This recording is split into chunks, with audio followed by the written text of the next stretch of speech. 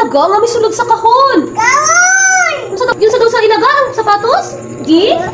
O, yun sa managi?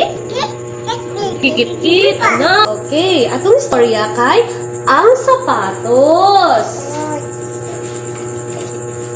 Gisulat ni Catalina Cabajo o gidrawing ni Estela Sartiga.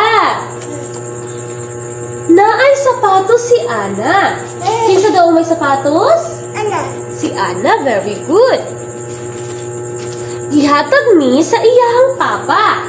Kinsa daw unang naghatag? Papa. Si Papa, very good. Pula ang iyahang sapatos. Kinsa daw iyahang sapatos? Wala. Pula, very good talaga si Riley. Gisulod ni Ana ang sapatos sa kahon. Asa daw gisulod ni Ana ang sapatos? Saan? Sa kahon. Very good.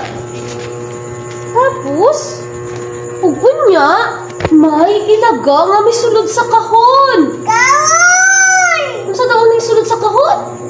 Dago. Ilaga. Gikit-kit sa ilaga ang pula nga sapatos. Yun sa daw sa ilaga ang sapatos? Gi? O, yun sa managi? Kikit-kit, anak. Ano? Upo. Tapos, noon sa manang sapatos? Kuba. Naguba ang sapatos ni Ana. Naguul kaayo si Ana, nasad si Ana. Giam-aman siya sa iyahang papa. Tapos, pagkasunod adlaw, gipalitan siya og bag-ong sapatos sa iyahang papa. Nalipay kaayo si Ana. Giunsa daw sa iyang papa? Ano? Naunsa daw siya, gipalitan siya og Dito.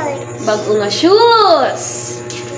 Pero na si Ana, nalipay na si Ana kay naana siya ay bag-ong sapatos.